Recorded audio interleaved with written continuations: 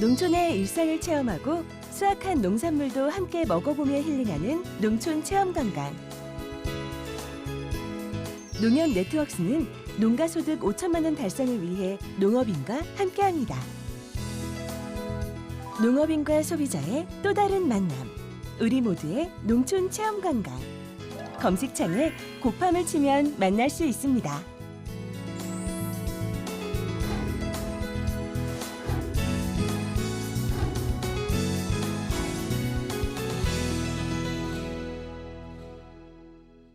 자기야! 우리 이유식재료 사야 된다. 알았어. 어디가? 슈퍼. 거길 왜 가? 진이야. 네, 롯데 슈퍼에서 소고기 담아줘. 구매력이 있는 유기농 소고기를 담았습니다. 이게 이런 것도 돼? 아보카도랑 당근도. 내가 담아놨지. 진이야, 주문해줘. 말로 주문하고 눈으로 확인하는 기가진이. 육아로 바쁜 부부에게 오늘의 기술 KT. 롯데슈퍼 당일 배송입니다. 계좌 확인해줘. 은행과 기술이 스마트하게 한편이 된 NH 스마트 뱅킹 원업. 은행의 모든 것을 한 번에 편하게. 저와 한편 하실래요? 은행을 은행보다 스마트하게. NH 스마트 뱅킹 원업. 여러분 안녕하십니까? NBS 뉴스 24입니다. 과수 화상병 확산세가 심상치 않습니다. 이달 들어서만 사과와 배 농장 62곳이 확진 판정을 받았는데 특히 충북 중북부 지역에서 빠르게 확산돼 인접한 최대 사과 주산지인 경북 지역의 긴장도가 높아지고 있습니다. 네, 하지만 방역당국은 여태 발병 원인조차 파악하지 못하고 있는데요. 화상병이 5년째 매년 발생하고 있는데도 농림축산식품부는 관련된 종합보고서 하나 내놓지 않고 있습니다. 보도에 윤슬기 기자입니다. 과일나무의 구제역으로 불리는 화상병이 빠르게 확산하고 있습니다. 농촌진흥청은 올 1월부터 이달 18일까지 화상병이 74건 발생했다고 밝혔습니다.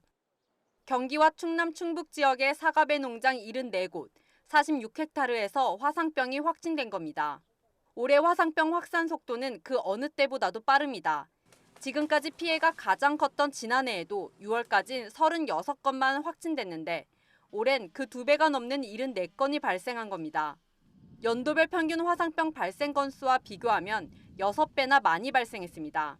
특히 충북 지역에서의 확산세가 예사롭지 않습니다. 충북에선 지난 5월 20일에 병이 처음 확진됐는데 한 달도 되지 않아 62건으로 급증했습니다. 심지어 이들 지역에선 검사 중인 의심 농가만 현재 27곳에 달합니다. 모두 간이 검사에서 양성 판정이 나왔던 터라 확진 판정을 받을 가능성이 매우 높습니다. 작년도보다 한 9일 정도 빠르고 우리가 이제 그 기온이 발생하는 저온이기 때문에 7월 중순까지는 화상병이 계속 나올 것으로 예측을 하고 있습니다. 30도 이상으로 올라가면은 세균이 점차로 정지되면서 발생이 덜할 것으로 예측되고 있습니다. 더 큰 문제는 이처럼 빠르게 병이 확산되는 충북 지역이 국내 대표적인 사과 주산지인 경북과 맞닿아 있다는 겁니다. 병이 발생한 음성 소이면은 경북 문경과 직선거리가 36km에 불과하고 제천은 경북 영주와 불과 30km 떨어져 있을 뿐입니다. 국내 전체 사과 생산 면적의 59%를 차지하는 경북으로 만약 화상병이 번지게 된다면 피해는 눈덩이처럼 커지게 됩니다. 게다가 화상병이 한 시군 안에서도 여러 읍면으로 번지는 모양새입니다. 예를 들어 충주의 경우 지난해 앙성면에서 병이 발생했는데 올해는 약 23km 떨어진 종민동에서 병이 확인됐기 때문입니다. 이대로라면 충북 내에서도 경북과 더 가까운 곳에서 발병할 가능성이 높아진 겁니다. 사태가 심각해지자 충북도는 어제 긴급대책을 발표했습니다. 행정부지사가 총괄하는 대책 상황실을 도 운영으로 격상해 행정력을 총동원하고 발생 지역은 더 이상 예찰이 아닌 농업인 자진신고제로 전환하겠다는 겁니다. 하지만 방역당국은 발병 5년째 확진 건수만 200건이 넘었는데도 발생 원인을 모르겠다는 말만 반복하고 있습니다. 심지어 지금까지의 화상병 발생 상황을 종합한 보고서 하나 내놓지 않고 있습니다. 전문가들은 지금이라도 제대로 된 역학조사를 수행해야 한다고 강조합니다. 적어도 병원균이 주로 어떤 매개체를 거쳐 이동하고 어떻게 월동하는지 알아야 효과적인 방제를 할 수 있기 때문입니다. MBS 뉴스 윤슬기입니다. 농업계가 미세먼지 피해 농가를 지원하는 법안의 빠른 입법을 촉구하고 나섰습니다. 미세먼지로 인해 생긴 농민들의 질환을 산업재해로, 미세먼지에 의한 농작물 피해를 농업재해로 인정해달라는 겁니다. 여야 의원들도 미세먼지 피해 농가 지원에 국회가 나서야 한다고 입을 모았습니다. 김인경 기자가 취재했습니다. 미세먼지로 가장 큰 영향을 받는 산업, 바로 농업입니다. 현대경제연구원이 지난 3월 발표한 자료에 따르면 미세먼지로 인한 산업별 체감 생산활동 제약 정도가 농림마업 분야에서 8.4%로 가장 높게 나타났습니다. 실제로 대부분의 농작업이 실외에서 이뤄지는 만큼 고령의 농민 건강에 미세먼지가 악영향을 끼칠 수밖에 없는 상황. 미세먼지는 농작물 생육에도 나쁜 영향을 미칩니다. 봄철이 주 생육기인 딸기와 수박 등의 작물은 미세먼지에 따른 일조량 감소로 생육에 지장을 받는 사례가 많습니다. 이렇게 미세먼지로 인한 농업계 피해가 심각하다는 지적이 잇따르자 여야 의원들은 지난 2월부터 농가 피해 지원 등을 담은 관련법 개정안을 연이어 발의했습니다. 그러나 국회가 지난 4월 이후 80일 가까이 파행됨에 따라 이들 법안 처리가 언제 가능할지는 미지수입니다. 이에 한국농업경영인 중앙연합회는 18일 국회 정론관에서 미세먼지 피해 농가 지원 법안의 입법을 촉구하는 기자회견을 열었습니다. 고농도 미세먼지 발생 빈도가 계속해서 증가함에 따라서 농업 생산 활동에 많은 제약이 발생하고 있고 또한 관련 대책 마련이 시급한 실정입니다. 한농연이 지칭하는 미세먼지 피해 농가 지원 4대 법안은 김종회 민주평화당 의원이 대표 발의한 법안 4건, 즉 농어업재해대책법과 농어업재해보험법, 그리고 산업재해보상보험법과 농어업인의 안전보험 및 안전재해 예방에 관한 법률 개정안을 뜻합니다. 이들 개정안은 농작업 수행 과정에서 황사와 미세먼지로 인해 농민에게 발생한 질병을 산업재해로 인정하도록 하고 또 미세먼지 때문에 생긴 농작물과 가축, 농업용 시설의 피해를 농업재해로 인정하는 내용을 담고 있습니다. 미세먼지로 인한 농가 피해에 대해서도 대책을 마련하고 정부가 직접 지원할 수 있는 근거법을 마련해야 할 것입니다. 현실성 있는 미세먼지 대책을 마련하고자 미세먼지 피해 방지 대책 4대 법안을 발의하였습니다. 한농연은 이 4대 법안 입법 촉구 서명운동에 7천여 명의 농민들이 동참했다면서 관련 서명부를 국회 환경노동위원장과 농림축산식품해양수산위원장에게 전달했습니다. 이런 입법 이루어져서 미세먼지로부터 자유로운 대한민국 또 농업활동 할 수 있도록 최선을 다하겠습니다. 미세먼지 피해 농가 지원 관련 법안은 김종회 의원이 발의한 4건 이외에도 2건이 더 있습니다. 더불어민주당의 위성곤 서삼석 의원은 각각 미세먼지 저감 및 관리에 관한 특별법 개정안을 대표 발의했습니다. 이들 6개 법안이 입법화되면 미세먼지로 인한 농업 피해 지원을 위한 정책적 토대가 마련될 전망입니다. 농업계의 미세먼지 관련 법안 입법 촉구가 이어지는 가운데 국회가 잠에서 깨어나 미세먼지로 인한 농민들의 눈물을 닦아줄 수 있을지 주목됩니다. NBS 뉴스 김인경입니다. 철강업은 국가 경제를 지탱하면서 산업의 쌀로 불려왔죠. 그런데 최근 제철소의 환경오염 문제로 30년째 고통을 호소하는 마을 주민들이 있습니다. 바로 전남 여수시 묘도동의 도동마을 주민들인데요. 제철소를 둘러싼 환경오염 문제, 과연 해결책은 없는 건지 최다혜 기자가 현장에 직접 다녀왔습니다. 제철소 용광로 상부에서 심야 시간을 틈타 희뿌연 증기가 뿜어져 나옵니다. 최근 오염물질 배출 문제를 놓고 뜨거운 감자로 떠오른 포스코 광양제철소. 날이 밝아져도 증기는 계속 나오는 상황입니다. 용광로 내부 압력이 높아지면 자동으로 안전 밸브의 일종인 브리더가 열리면서 용광로 안 공기가 배출되는 겁니다. 여수 묘도동 도동마을 주민들은 제철소에서 날아오는 쇳가루와 미세먼지로 인해 30여 년째 고통받고 있습니다. 옥상에 올라가 보니 제철소에서 날아오는 쇳가루가 바닥에 쌓여 있는 것을 확인할 수 있었습니다.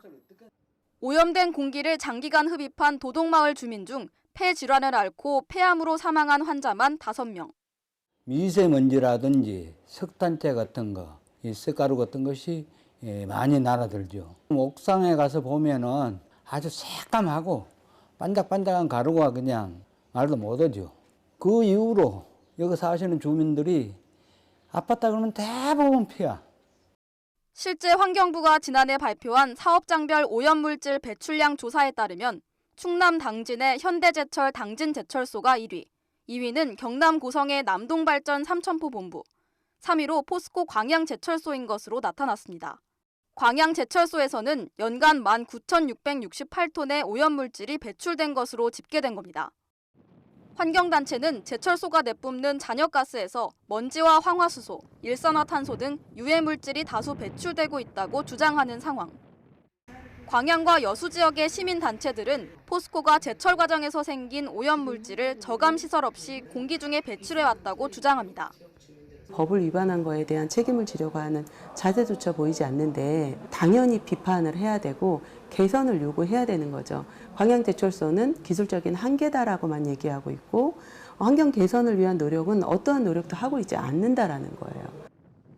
그리고 지난 2월 광양제철소가 브리더를 통해 대기오염 물질을 무단 배출한 사실이 적발됐습니다. 광양제철소 측은 자신들이 대기오염 주범 취급을 받는 것에 대해 억울하다고 항변합니다. 브리더 같은 장치를 통해 증기를 배출하는 것은 제철소의 통상적인 생산 방식이며 법을 어기지 않았다는 겁니다. 반면 환경단체들은 원칙대로 행정 처분을 하고 이후 대안을 모색해야 한다며 강하게 맞서고 있는 상황.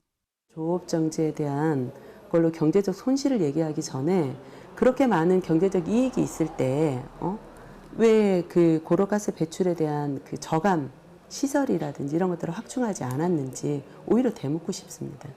그리고 정부나 국민들이 되물어야 하고요. 양측의 주장이 평행선을 달리는 가운데 환경과 지역 경제 모두를 살릴 수 있는 정부 차원의 대책 마련이 시급해 보입니다. MBS 뉴스 최다희입니다. 국가인권위원회가 농촌 노인들의 인권 증진을 위해 농촌 경로당을 제도적으로 지원하라고 정부에 권고했습니다. 농촌 노인들의 복지 환경이 매우 열악하다고 판단해 이 같은 권고 결정을 내린 건데 인권위의 권고를 받은 정부기관은 90일 내에 수용 여부와 이행 계획을 결정해야 합니다. 강창호 기자가 보도합니다. 국가인권위원회는 최근 보건복지부의 농촌 노인 돌봄을 위해 농촌 경로당의 지원 근거를 관련 법령에 마련하라고 권고했습니다. 농촌 경로당은 농촌 노인에게 인지도가 가장 높은 시설일 뿐더러 이용률도 도시 지역에 비해 농촌 지역에서 월등히 높은 수준을 보이기 때문입니다. 현행법에는 지역별 특성을 고려한 경로당 프로그램을 활성화하기 위한 지원 근거가 마련돼 있지 않아 인권위가 지원 근거 마련을 권고하고 나선 겁니다. 인권위는 농촌 노인을 위한 평생 교육 방안 마련도 복지부에 권고했습니다. 2017년 인권위의 농어촌 노인 인권 실태 조사에 따르면 농촌 노인의 25.3%가 학교에 다닌 경험이 없고 인터넷 이용률은 8.7%로 도시 노인의 절반 수준에 불과한 것으로 나타났습니다. 적절한 교육 기회가 제공되지 않는 문제는 농촌 노인의 인권 보호 수준에도 영향을 미치고 있습니다. 농어촌 노인 인권 실태 조사에 따르면 농촌 지역에서 노인 인권 교육이 충분히 이뤄지지 않아 일부 노인들이 인권 침해를 경험해도 이를 숨기는 경향이 있는 것으로 드러났습니다. 인권위는 농촌 지역 여성 노인의 인권도 개선이 필요하다고 봤습니다.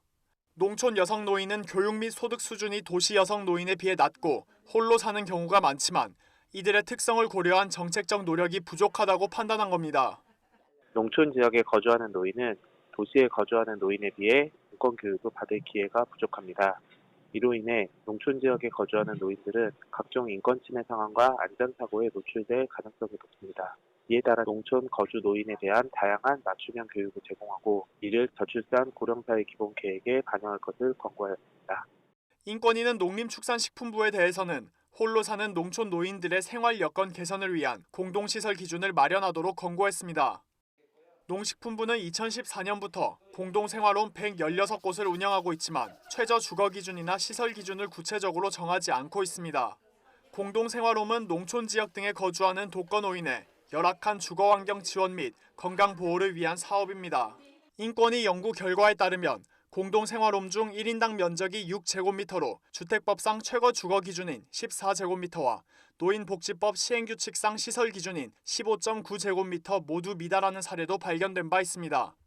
한편 인권위의 권고를 받은 정부기관은 90일 내에 수용 여부와 이행 계획을 결정해 인권위에 알려야 하는 만큼 복지부와 농식품부의 수용 여부가 9월 중순경 결정될 예정입니다. MBS 뉴스 강창호입니다. 최근 농촌 고령화와 소비자 구매 트렌드의 변화로 어려움을 겪고 있는 농가에 새로운 개념의 농장시장이 등장해 화제입니다. 농장시장은 소비자가 농장으로 직접 찾아가 농산물의 맛도 보고 또 수확해서 직접 구매하는 형태의 시장인데요. 농산물 유통의 새로운 트렌드로 기대를 모으고 있습니다. 김아영 기자가 보도합니다. 수원시 금곡동에 위치한 오디 농장. 10년 전부터 오디를 재배한 유광선 씨는 올해 처음으로 농장 시장을 개장했습니다. 혼자서 이 많은 오디를 다 따서 통에다 담아서 시장에 갖다 팔 수가 없습니다. 소비자들이 직접 와서 따면은 소비자도 한 5천 원의 덕을 보고 저도 노동력을 구하지 않아도 되는 그런 장점이 있습니다. 큼직하고 잘 익은 오디를 골라 수확하는 기쁨을 느끼는 소비자들. 싱싱한 오디를 농장에서 맛볼 수 있는 데다 시장보다 40% 저렴한 오디와 뽕잎을 구입할 수 있어 만족도가 매우 높은데요.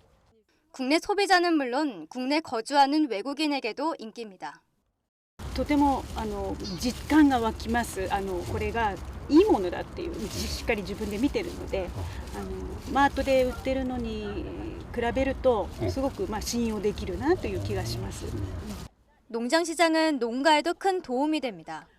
농장주가 수확하는 대신 소비자가 직접 수확하기 때문에 노동력과 인건비가 들어가지 않고 또 시장에 판매하기 위해 들어가는 유통 비용을 줄일 수 있다는 게 큰 장점입니다. 농장 시장을 하면서 재고가 전혀 없다는 거죠. 제때제때 그 자리에서 다 팔리고 또 물류 비용이 전혀 필요가 없어요. 택배를 안 해도 된다는 게 저는 너무너무 감사하다는 생각이 들어요. 경기 평택 3,300제곱미터 규모의 농장에서 체리를 생산하는 농가 역시 인건비와 물류비 절감을 위해 생산되는 체리를 전량 농장에서 판매해 연간 2억여 원의 높은 소득을 올리고 있습니다. 체리를 맛보고 수확하는 재미에 시장보다 30% 저렴한 가격에 체리를 구입할 수 있다는 장점까지 더해져 지난해 만여 명 이상이 농장을 방문하는 등 농장 시장의 선도적 역할을 하고 있습니다.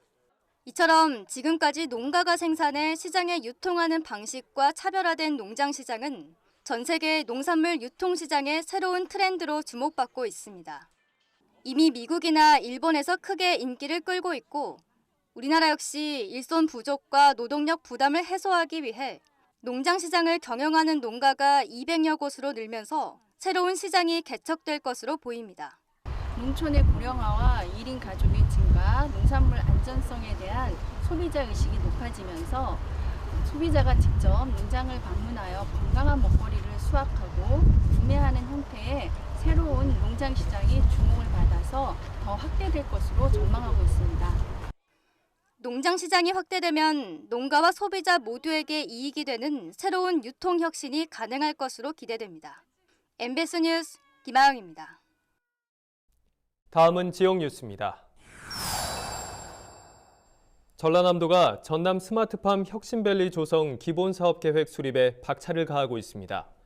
도는 기본계획 수립을 위해 선도 농업 현장을 방문하고 한국농어촌공사와 위 수탁협약을 체결했습니다. 또 혁신밸리 운영법인 설립을 위해 행정안전부와 협의 절차도 진행 중입니다. 앞으로 각 분야별 전문가로 구성된 사업추진단과 기본 사업계획을 세워 8월까지 농식품부 승인을 받을 예정입니다. 경기도는 최근 도청 상황실에서 친환경 미생물 산업 육성을 위한 토론회를 개최했습니다. 이날 토론회는 미생물 산업의 현 주소를 진단하고 경기도 농축산업 관련 정책의 방향성을 모색하기 위해 마련됐습니다. 각 분야의 전문가들은 유용 미생물 보급 시범사업 추진 현황과 미생물 축산 농법 등의 사례를 통해 미생물을 활용한 친환경 농법에 대해 의견을 나눴습니다. 전라북도가 도농교류 산촌마당 캠프 활성화 사업을 추진합니다. 이 사업은 농가 앞마당과 마을회관 등을 캠핑 장소로 제공하고 찾아오는 도시민과 농촌 주민 간의 교류의 장을 만들자는 취지로 시작됐습니다. 올해는 10개 시군 25개 마을에서 각각 2회씩 캠핑이 진행되고 마을별 특색 있게 개발된 교류 프로그램과 체험, 농특산물 판매 등이 추진됩니다. 경상북도는 최근 도청 야외 행사장에서 경북 농촌체험학습 홍보 페스티벌을 열었습니다. 올해 처음 열린 이번 페스티벌에는 21개 시군 60여 곳의 교육농장이 참여했고 농촌 자원을 활용한 다양한 프로그램을 선보여 도시민들에게 인기를 끌었습니다. 또한 어린이 청소년 농부증 수여식과 농촌 체험관광 명품화를 위한 멘토-멘티 결연식 등 다양한 이벤트도 펼쳐졌습니다. 저희가 준비한 소식은 여기까지입니다. NBS 뉴스 24 마칩니다. 함께해 주신 여러분 고맙습니다.